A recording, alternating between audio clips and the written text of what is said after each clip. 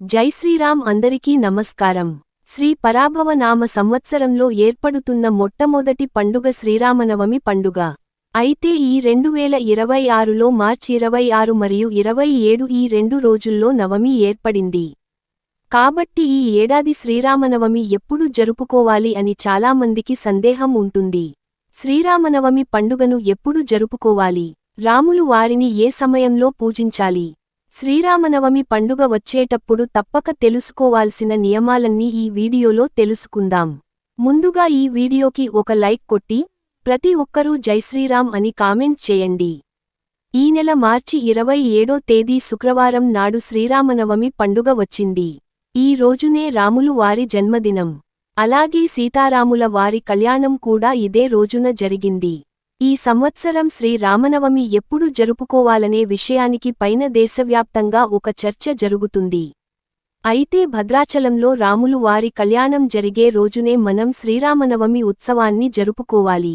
చైత్రమాసంలో వచ్చే నవమి తేదీనాడు రామనవమిని జరుపుకుంటారు. ఈ 2026లో మార్చి 26 మధ్యాహ్నం నవమి తేదీ ప్రారంభమై మార్చి 27 మధ్యాహ్నం వరకు ఉంటుంది. అయితే చాలా క్యాలెండర్లలో మార్చి 26వ తేదీన శ్రీరామనవమిగా చూపించారు.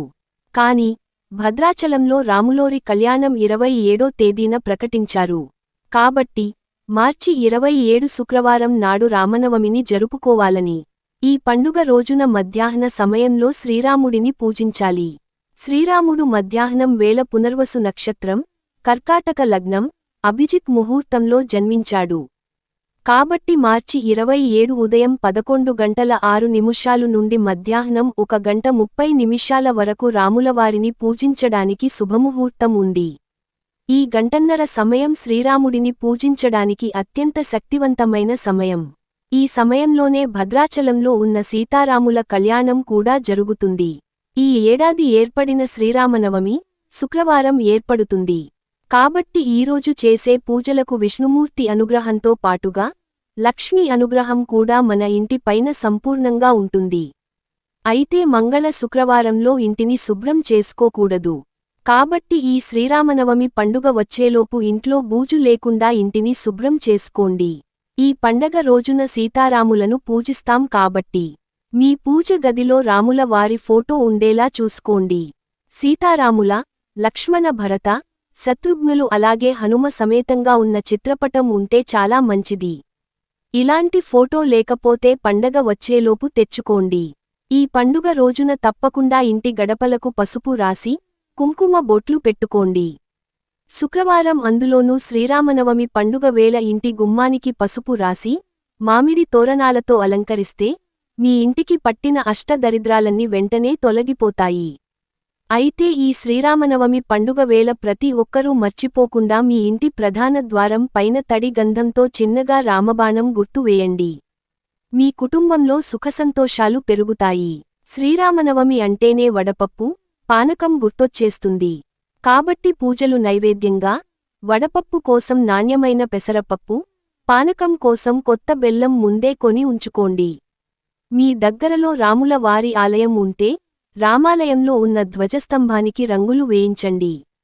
లేదా రామాలయం అంతా నీటితో శుభ్రం చేయండి. మీ కుటుంబానికి చాలా మంచి జరుగుతుంది. ఇక మనలో చాలామందికి రామకోటి రాయాలని ఉంటుంది. అయితే శ్రీరామనవమి పండుగ వచ్చేలోపు కనీసం 108 సార్లు శ్రీరామ అనే నామాన్ని రాయండి. ఈ పండుగ రోజున ప్రతి ఒక్కరూ శ్రీరామరక్ష స్తోత్రాన్ని చదవండి. గ్రహదోషాలన్నీ వెంటనే తొలగిపోతాయి. శ్రీరాముడు నీల మేఘశ్యాముడు కాబట్టి ఈ రామనవమి రోజున నీలం రంగు వస్త్రాలు ధరించి, నీలం రంగు పుష్పాలతో శ్రీరాముడిని పూజిస్తే ఎన్నో శుభ ఫలితాలు కలుగుతాయి.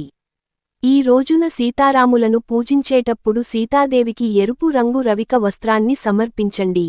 శ్రీరామనవమి పండుగ వేళ సీతారాముల వారు, అలాగే ఆంజనేయస్వామి, రామాలయాల్లో సంచరిస్తూ తన భక్తులను ఆశీర్వదిస్తారట. కాబట్టి ఈ శ్రీరామనవమి పండుగ రోజున ప్రతి ఒక్కరూ మీ దగ్గరలో ఉన్న రామాలయానికి వెళ్లి సీతారాములను దర్శించుకోండి. విశేషంగా ఈ పండుగ రోజున పిండి దీపాలు వెలిగించి, దీపారాధన చేస్తే చాలా మంచిది. బియ్యం పిండితో పిండి ప్రమిదలను తయారుచేసి, ఆవు నెయ్యితో దీపారాధన చేస్తే మీ పూజకు రెట్టింపు పుణ్యఫలం లభిస్తుంది. పానకం, వడపప్పుతో పాటుగా శ్రీరామచంద్రమూర్తికి అత్యంత ఇష్టమైన అరటిపండు, కొబ్బరికాయను నివేదించి పూజ చేయండి. ముఖ్యంగా ఈ పండుగ రోజున సాయంత్రం సమయంలో ఒక గిన్నెలో పసుపు నీళ్లు తీసుకుని రామరక్షా మంత్రాన్ని చదువుతూ ఓం శ్రీ హ్రీం క్లీం రామచంద్రాయ శ్రీం నమః అని చదువుతూ ఈ పసుపు నీటిని మీ ఇంటి నలుమూలలో చల్లుకుంటే ధన లాభం కలుగుతుంది. ముఖ్యంగా అనారోగ్య సమస్యలతో బాధపడేవారు శ్రీరామనవమి పండుగ రోజున సాయంత్రం పూట మీ దగ్గరలో ఉన్న ఆంజనేయ స్వామి దేవాలయానికి వెళ్లి ఆలయంలో కూర్చొని హనుమాన్ చాలీసా జపించండి. అనారోగ్య సమస్యలన్నీ వెంటనే తొలగిపోతాయి. ఇక విపరీతమైన అప్పుల బాధలతో బాధపడేవారు రామాలయంలో నువ్వుల నూనెతో దీపం వెలిగించి జై శ్రీరామ్ అనే నామాన్ని 108 సార్లు జపించండి. ఆర్థిక సమస్యలన్నీ వెంటనే తొలగిపోతాయి. అలాగే ఈ పండుగ రోజున తప్పకుండా మీ పూజ గదిలో స్వస్తిక్ గుర్తు వేసుకోండి. అలాగే రావి చెట్టును కూడా తప్పనిసరిగా పూజించండి. శ్రీరామనవమి అందులోనూ శుక్రవారం నాడు రావి చెట్టుకు ప్రదక్షిణాలు చేసి రావి చెట్టుకు నమస్కారం చేసుకుంటే మనం తెలిసి తెలియక చేసిన పాపాలన్నీ వెంటనే తొలగిపోయి తరతరాలు తరగని ఐశ్వర్య ప్రాప్తి సిద్ధిస్తుంది. ఈ శ్రీరామనవమి రోజున రావి చెట్టు నీడలో నిలబడిన సరే మీ జాతకంలో ఉన్న జాతక దోషాలన్నీ వెంటనే తొలగిపోతాయి. రామాలయానికి వెళ్లేవారు తప్పకుండా తమలపాకు మాలను తీసుకువెళ్లి సీతారాములకు సమర్పించండి. మీ కోరికలన్నీ వెంటనే నెరవేరుతాయి. అలాగే ఈ పండుగ రోజున మీ ఇంటి గుమ్మానికి తమలపాకులు కట్టుకోండి. తమలపాకులు ధనలక్ష్మీదేవిని ఆకర్షిస్తాయి. అలాగే ఆంజనేయస్వామికి ప్రీతికరమైనవి తమలపాకులను ఈ శ్రీరామనవమి రోజున ఇంటి గుమ్మానికి కట్టుకుంటే ఈ సంవత్సరం అంతా ధనధాన్యాలకు కొరత లేకుండా భోగభాగ్యాలు కలిసి వస్తాయి. అలాగే ఇంట్లో పూజ చేసేటప్పుడు కూడా ఒక తమలపాకు పైన గంధంతో శ్రీరామ అని రాసి ఆ తమలపాకును పూజ గదిలో పెట్టుకోండి. ఈ పండుగ రోజున బెల్లం పానకం దానం చేయడం, దీనివల్ల కోటి జన్మల పుణ్య ఫలితం లభిస్తుంది. అలాగే ఈరోజు అన్నదానం చేస్తే వంశాభివృద్ధి కలుగుతుంది. ఈ పండుగ రోజున ఏది చేసినా చేయకపోయినా రాముల వారి కళ్యాణాన్ని తప్పకుండా వీక్షించండి. అలాగే కళ్యాణం అక్షింతలు తలపైన వేసుకుంటే చాలా మంచిది. సీతాదేవి, లక్ష్మీదేవి స్వరూపం కాబట్టి ఈ రామనామ పండుగ రోజున తులసి మొక్కను పూజిస్తే సంపూర్ణమైన లక్ష్మీ అనుగ్రహం సులభంగా కలుగుతుంది. ఇక వివాహమైన ఆడవాళ్లు తప్పకుండా ఉపవాసం ఉండాలి. ఎందుకంటే ఈ రోజున చేసే ఉపవాసాలకు కోటిరెట్ల పుణ్యఫలతం లభిస్తుందట. ఒక పూట ఉపవాసం నుండి భక్తితో రాములు వారిని పూజిస్తే చాలు, మీ కుటుంబం మొత్తానికి చాలా మంచి జరుగుతుంది. ఈ పండుగ రోజున మాంసాహారం, ఉల్లిపాయ మరియు వెల్లుల్లి వంటి ఆహారం తినకూడదు.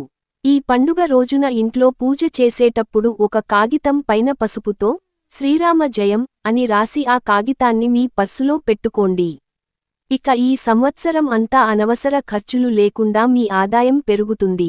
శ్రీరామనవమి రోజున రామ రక్షా మంత్రాన్ని 108 సార్లు జపిస్తే మీ కుటుంబంలో ఎలాంటి ఆపదలు లేకుండా రాములు వారి అనుగ్రహం మీ ఇంటిపై ఉంటుంది. ఆ మంత్రం ఏమిటంటే ఓం శ్రీం హ్రీం క్లీం రామచంద్రాయ శ్రీ నమః. ఈ మంత్రాన్ని ఖచ్చితంగా జపించండి. అలాగే సంతానం కోసం ఎదురుచూసే దంపతులు ఒక ఎర్రటి వస్త్రంలో కొబ్బరికాయను కట్టి సీతాదేవి పాదాల దగ్గర పెట్టి ఈ కొబ్బరికాయను రామాలయంలో ఉన్న రావి చెట్టుకు కట్టండి. ఖచ్చితంగా సంతాన ప్రాప్తి కలుగుతుంది. అలాగే ఈ శ్రీరామనవమి రోజున రామాలయంలో ఉన్న ధ్వజస్తంభం దగ్గర ఖచ్చితంగా దీపం వెలిగించాలి. తద్వారా మీ కుటుంబంలో ఉన్న సమస్యలన్నీ వెంటనే తొలగిపోతాయి. అనారోగ్య సమస్యలతో బాధపడేవారు ఓం హనుమతే నమః అనే మంత్రాన్ని 108 సార్లు జపించండి. అనారోగ్య సమస్యలన్నీ తొలగిపోయి మీ ఆయుష్షు పెరుగుతుంది. ఈ వీడియోలో మీకు ఏమైనా సందేహాలు ఉంటే కామెంట్ చేయండి. అలాగే జై శ్రీరామ్ అని కామెంట్ చేయండి. ఆ శ్రీరాముని ఆశీర్వాదం మీకు ఎల్లప్పుడూ ఉంటుంది.